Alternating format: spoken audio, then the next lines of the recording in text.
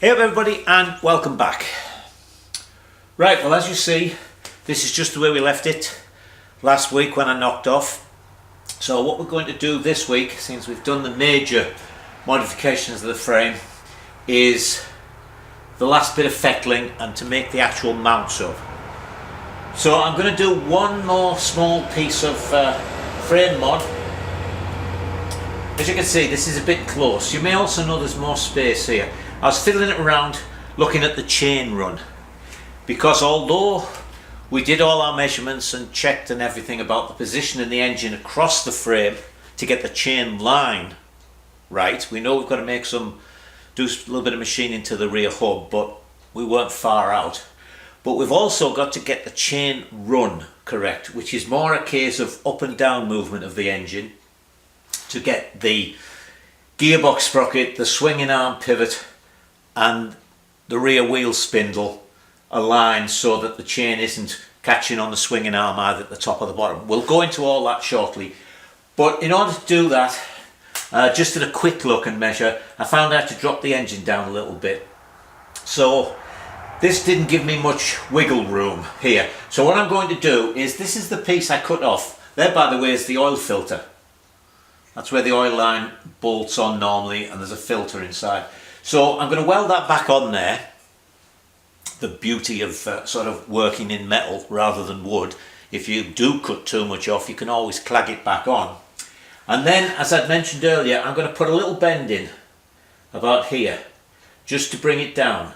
It's not so that I can move the engine forward so much as just, as I say, to give me a little bit of wiggle room to be able to move it up and down, because we've got this curve that has to fit into the curve. So I'm going to have a little bit of space to play with that.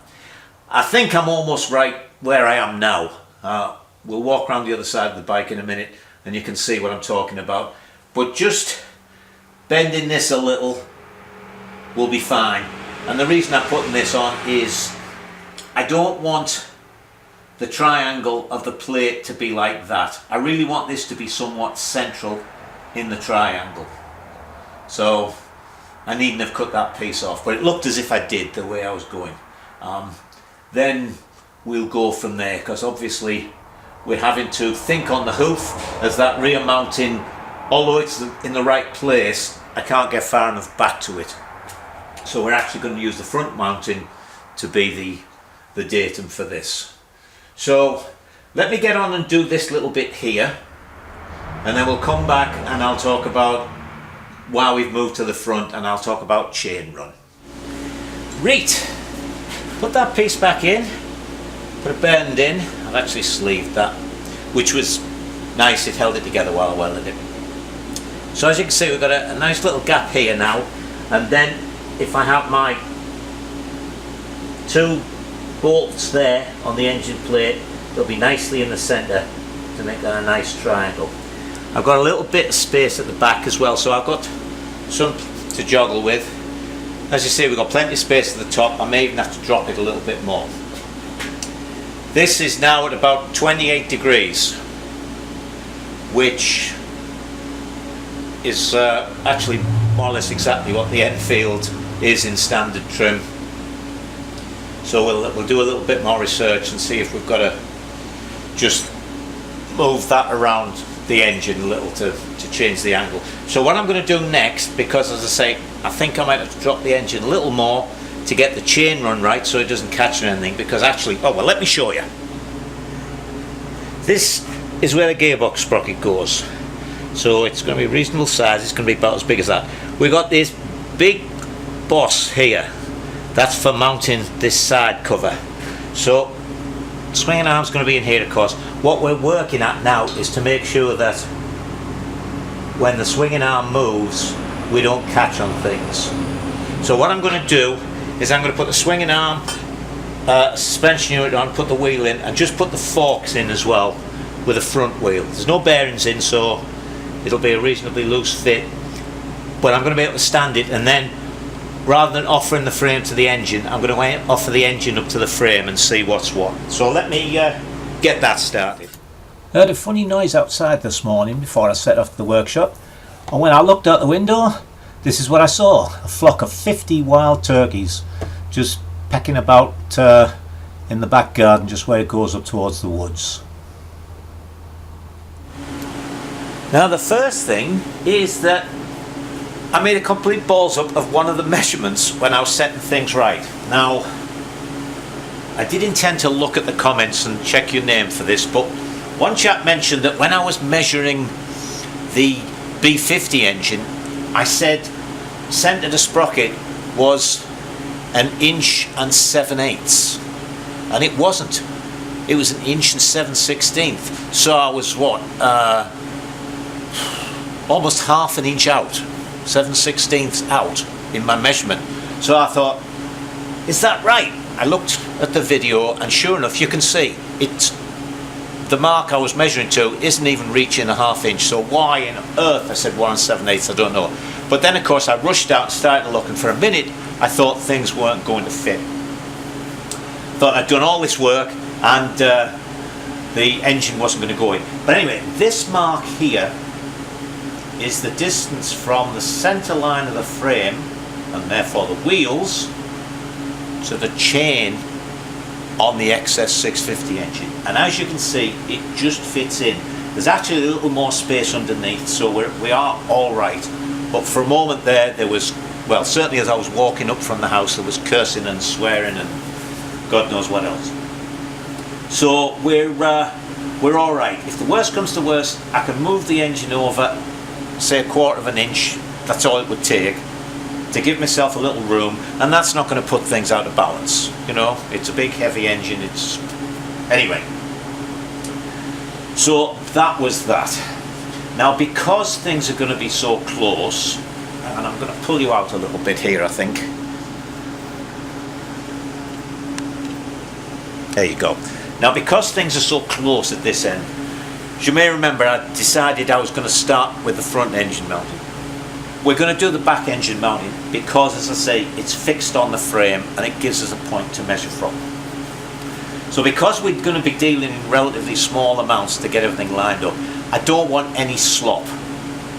So you'll remember that at the moment, the wheel spindle I've got in the back wheel here is slightly smaller than the bearing. So I'm going to, you know, the wheel can move around like that. That's no good. Similarly with the front end, let me take you up to the forks. Right, as I say, similarly with the front end, I put the forks in, but there aren't any bearings in here. So, I don't know if you can see it, but the yokes are actually sort of forward, so nothing is exactly the way it's going to be there. Another thing about the front end, you'll notice I've got these stuck up here. This was mentioned to me, and I wasn't sure if I could stick them up without fouling the handlebars, but I can. But the thing is, I did a little research. As you know, we've kept the B50 frame to exactly the same dimensions and setup, you know, fork angle and everything like that, unlike on the trials bikes. So I did a little bit of reading, and funnily enough, it was mentioned in a couple of threads that the specs for the B50 MX say that the forks are at 28 degrees, but when people measure them, they're at 31. And from the competition websites, well, the competition threads, 28 seems to be the thing for B50s. So I've got this chopped up on blocks to the height that the tyres would put everything, and with the forks all the way down, I'm about 33 degrees, way off. But of course, as I bring the front end down, it comes in. This is how much I need to come down, and funnily enough, what we should have expected, or I should have expected, is I've now got from here to the wheel a 30-inch fork, which is what the BSA ones are. Now, I don't like that. I'm not going to have that sticking out. So what we're going to do is we're going to shorten these fork stanchions. And I'm going to have a word with my friend Dick, who is a machinist and has a machine shop par excellence, because we're going to need to do some internal metric threading here. So I'm going to take it down there and have him do it. I'll take the camera and we'll get him to tell us what he's doing, because Dick is really good. So again, just as with the swinging arm, I want this to be set up right. So we're going to do the bearings for here. Now, I couldn't find, I talked about making a new stem, which is sort of the final way of doing it, But first of all, again, as one subscriber mentioned, I had a look in my bearing catalogue to see if I could find a bearing which was the right outer race OD for the headstock and the right inner race ID for the stem. And I got pretty close. I couldn't get one exactly right. Funnily enough, as an aside, I found in the past that sometimes I can get bearings in the UK which I just cannot get here. I don't know why. You'd have thought, you know, bearings. But there's a couple of sizes. Back wheel on the last trials bike. Bearings and seals I got from the UK. Nowhere could I find them in the US. Anyway, that's beside the point. So I've got some new bearings which only require me to take off a little bit from the diameter of the stem. So we'll do that. So that's our first job today. We're going to do the headstock so the forks are in right.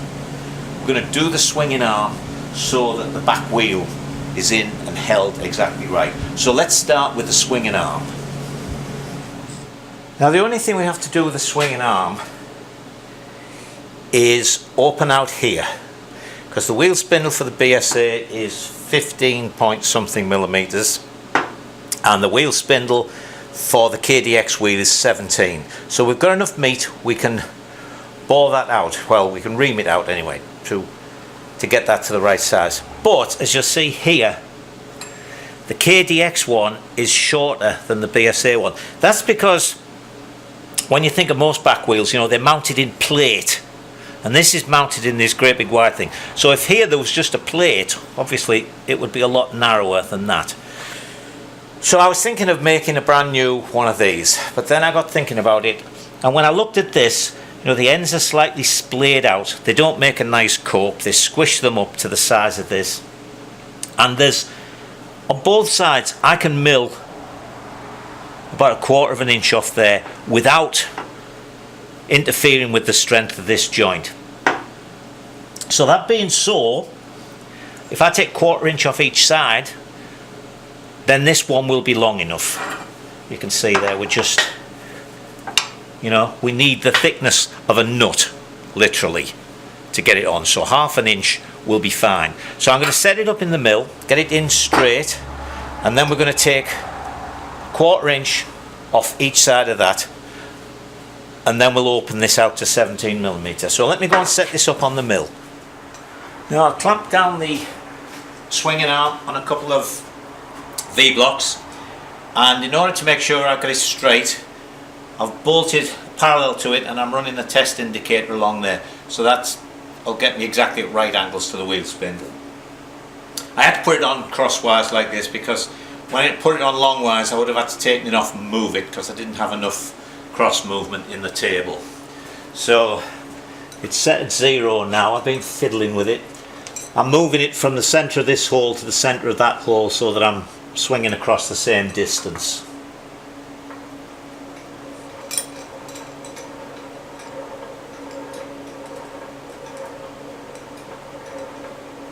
Okay, that'll do for me. So I'll clamp it down really tight now, make sure it doesn't move, and then I'll put the end mill in and we'll do each side. There it is with the milling finished. You can see we're just starting to go through the thickness of the wall, so it's pretty thick tubing.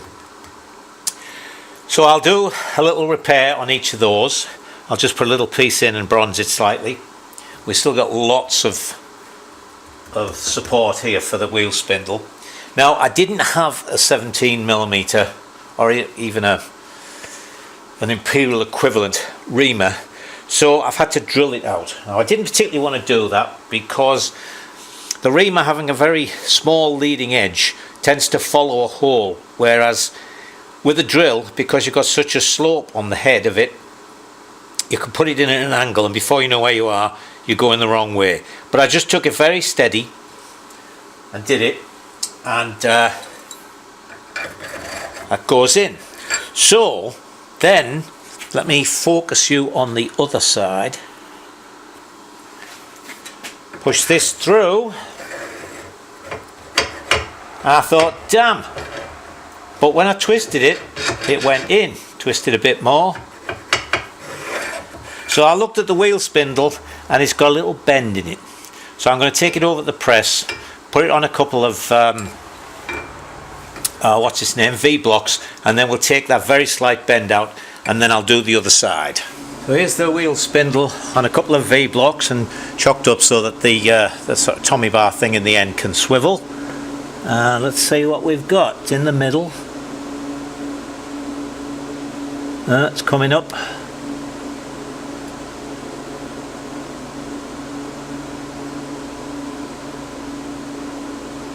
Then going back down, so that there is the high side. Let me just mark that so I know.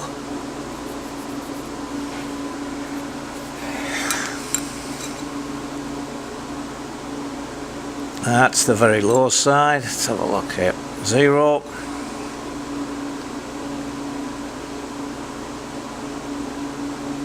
There's our black mark. There we go.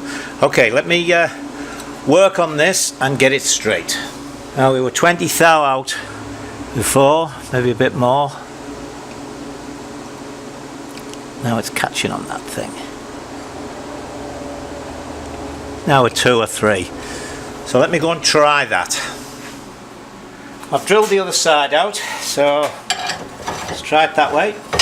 That goes in, turn it round a bit, goes in. A bit tight, but then we were a couple of thou out still. That goes in. So I'm alright with that. So that's that done.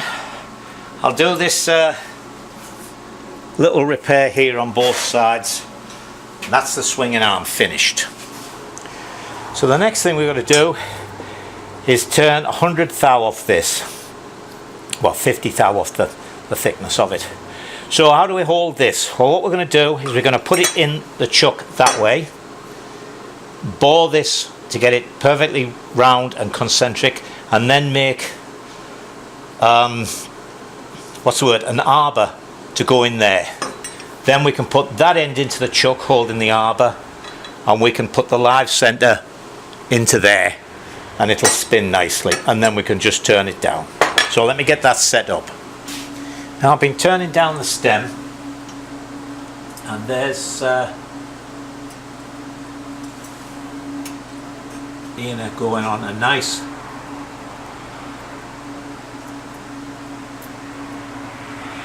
push fit on there. Now the one for the bottom is where we come up against a little problem.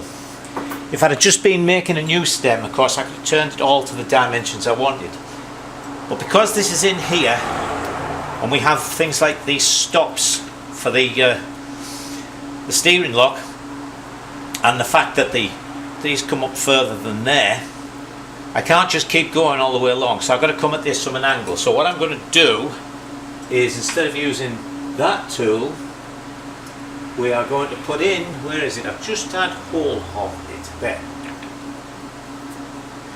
We're going to put in this boring bar, which is, as I can never remember which is right hand and left hand, but it's the opposite way to normal, and we're going to go in at an angle like that, and then we can go all the way in right down to there. So again, let me set up and then I'll get that done. You see, there's the boring bar. I've turned the head round a little bit. It's as far in as I need to go, and it's clear of those, so I can just work my way backwards and forwards. So let me take that down to 0.866. Whoa! 0.866, and get instead of a sliding fit as we had at the top end, we want a press fit on there. So there's that done. There's the bottom bearing on. That was I had to tap that on. It's a nice tight fit. I did it about just over a thou larger than the ID. So that's all done. What I will have to do for the top is where the top yoke goes on. Now this is slightly smaller, so there'll have to be a little shim piece to go in there. But before we put everything back together, there's one more thing to do, and that is on the frame. To get everything right, what I've got to do is make these level, because we're going to be putting our bottom rear engine mounting on there. So what I will do is I'll use this pin, which is carefully positioned when they build the frame, because that's where the chain tensioner goes. So if that wasn't in the same position as the one on the other side, when you put the plate on there and mount it on the pin, the swinging arm wouldn't be straight.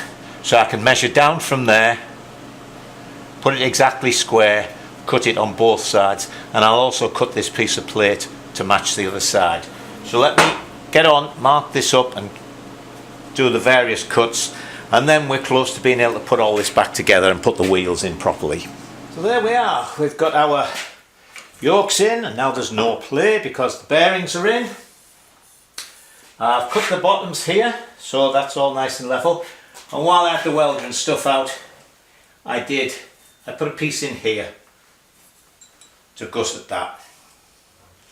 Alright, let me go and put the forks in and the swinging arm and everything. There it is, all back together. I'm going to stick a couple of straps on, I think at the back end, just to hold it. I've got it up on some blocks, 3 inches, which I got. These arrived. I got some tyres, 21-inch front and of course an 18-inch rear, and they sit about 3 inches off the ground, so that's what I've set these wheels to, so more of an approximation of how everything is going to be. So let's go now and get the engine ready to offer it up into the bottom of the frame here. Now here's the engine ready. What I'm going to do is I'm going to put this shaft of the gearbox in here. This is the one, there's the nut for it, so we can put a sprocket on, and then we can get all our lines and everything correct. I'm going to give it a bit more of a clean up as well, so that I'm not constantly getting clattered up as I move it around. So let me take the bottom half of the crankcase off so I can put that shaft in, and as I say, I'll give this a clean up and then we can try putting it into the frame.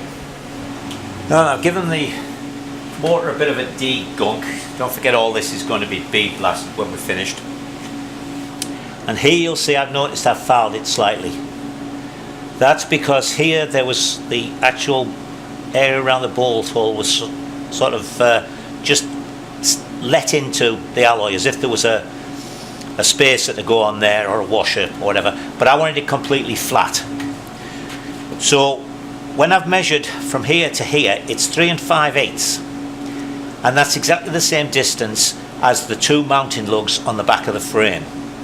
So we can mount the plate to the lugs and it should be on here. So if we're on the centre line, if the chain's going to be alright in the centre line, we're really spot on. So what I want to do now is make up a rough plate that's bigger than I need. It's going to be bolted there, bolted there. The bottom engine mounting, when we make it, is going to go there, so we don't have to worry about that on the plate. The only one is the frame mounting, which is back here somewhere, so we'll make it big enough so we've got extra.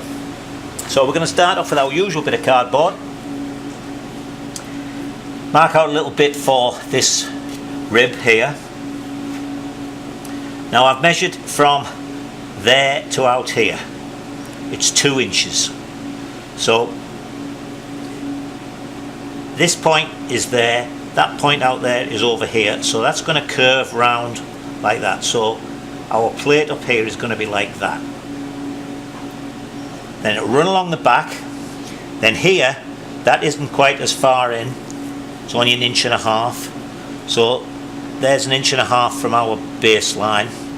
We've marked here and we've marked there. Whoops. So we've got our curve to go around that bit of the case, and then as I say, we'll make it bigger. So I'm going to cut a piece of cardboard out like that. We'll put some holes in and we'll see how it goes from there. So here's our first attempt. You can see I had to put a little bit in just to make it follow the contours a little better. So that one's going to go in there, and that is going to come up, and of course there'll be a spacer here because this top mount isn't as wide as that one. So that's pretty good. I'll take a little bit off there. Mark that. Let's take a fraction off there. Maybe a fraction off there. Now I'm going to cut, I think I'll cut a piece of 1/8 rather than go straight to the 1/4. So we have a nice rigid one, and we'll see how that fits in. Now I've made a piece, actually out of 1/16. I picked up a piece of 1/8 and I thought it doesn't need to be that thick. I've already made one change. Hang on, let me see if I can see you. Because it struck me that this is fine, but when it's 1/4 inch it was going to come up to here somewhere. So I've had to cut out to clear this, and there'll be a bolt or at least a nut on that. So, and also you'll see straight away, once this is a 1/4 inch thick, that fits in there, but it actually wants to follow the contour of this. So we'll mark that out and cut that, and then we'll see about putting this into the frame and see how it lines up. Now I've put the engine back in its little cradle, and I've spent some money. I'm getting too old to be humping engines around trying to fit them into frames, so I got one of these little jack things. So hopefully all this is going to work out. Right, so that is going to go on there like that.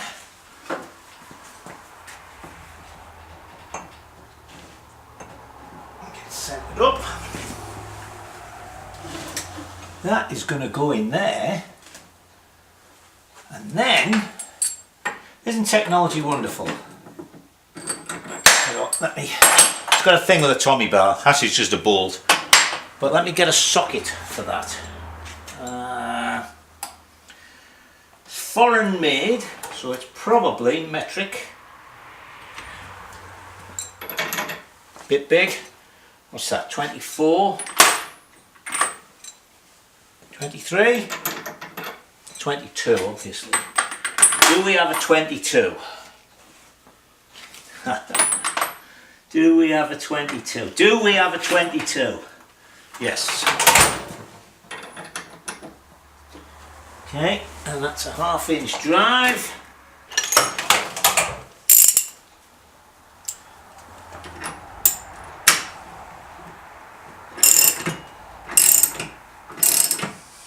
Look at that. Oh, that's better than getting a hernia, isn't it?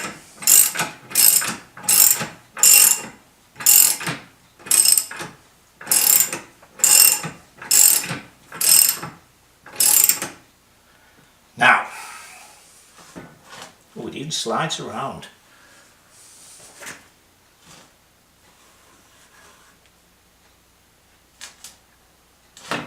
Whoops. So what we've got to do is go and look at this from the other side. So you can see things nicely there. The first thing to notice, look, see, I told you this was pretty close, didn't I? Now then, what we're wanting now is to make sure, I've got a 520 sprocket coming. If it doesn't come, I think I've got a 530 off this, I can find that. But anyway, where's my little bit of rod? Let me walk round. What we're wanting to check on now is not only our chain line, which actually is pretty good because that's a spacing piece, but also our chain run. Because, say this is our chain, it's roughly on the sprocket, right? We've got the swinging arm here. When the wheel goes up, the chain's going to go up. So obviously on the top, we're fine. But the bottom, when the chain goes up, it's going to come towards the bottom run of this. So we've got to, what we want is, even at standstill, we could be basically on the swinging arm, because if we're at standstill, the chain isn't moving, so that's fine. And as soon as you sit on it, bike's going to go down a little bit, and the chain's going to come up because the wheel's going to come up. So the top one really wants to be there. It's the bottom one we need to get the bottom one low enough so that we've got plenty of room for it to swing up. So I'm going to make a little pointer so that we can look at this. Now I've moved you over a little bit. We'll use this piece of basically brass welding rod. This I bought when I was wanting to try the TIG bronze, and I was in a hurry when I was in the welding shop. When I got home I realised I'd bought the wrong stuff. Well, actually I tried it, didn't I? Did I? Yeah, I tried it, and of course it wouldn't work, and I thought, what the hell's this? And then I checked and it was the wrong one, so I thought, it'll come in handy for something. So if we imagine this to be the chain line, right, there it is at the bottom at the sprocket's going to be like that, something. So here's where our swinging arm is. We can go up to there. Right, now what I'm going to do is mark on the sprocket how much movement we've got. So let me do that. Right, let's see if I can do this without getting in your way. Now what I've done is, you can see it, if you look over there on the sprocket, see that black mark? I've got about 3.5 inches of travel left in these suspension units. I don't know how much I'll have in the other ones, so what I've done is I've marked that at 4 inches above where the wheel spindle is now. So for all intents and purposes, if everything stayed the same and the suspension unit started to compress, it would go up to there. Alright? Oh, my poor old knees. So if we've got our sprocket down here somewhere like that, it's going to go up, up, up, up. That's as far as we can go. So the engine's got to come down some more. Oh God, let me go and wind it down a little.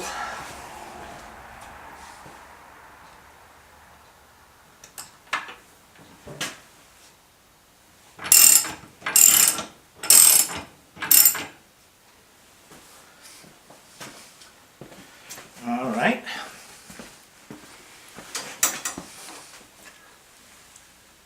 I think the sprocket's going to be a little bit bigger than that, so that will start to go up. You can actually see that better than I can. But we're coming up, we're coming up. That, oh yeah. I think if we have the engine there, we'll be fine. Now, where's the measure? What's that going to give us in ground clearance? When I measured the Rickman, that had something like 7 inches of ground clearance. That's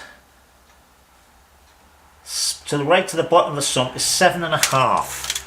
So we're still where we should be. So that's the right height. Now all we've got to do is move this around a little bit and see about putting this, we'll put the far engine plate on because we want to be over there as much as we can be.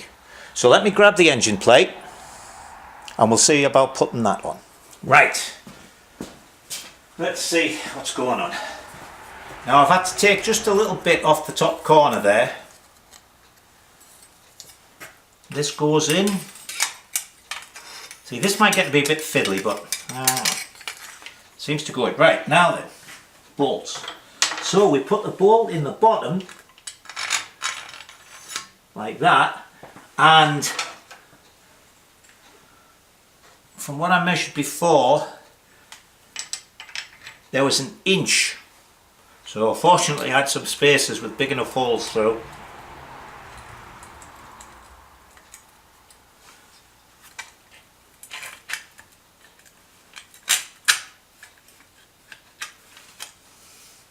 That's in there, and as you can see, we're right lined up for that hole. That wasn't a bad guess with the plate. Slightly more, I might make it a little wider at the back and just put that sort of curve in it round the plate, round this tube. But other than that, now then, that wants to go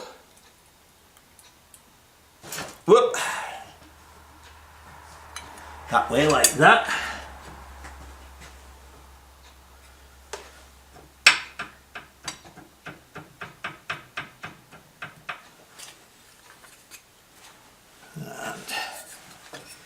engine's gone. Just come round your side. I just want to bump this to move it over a little.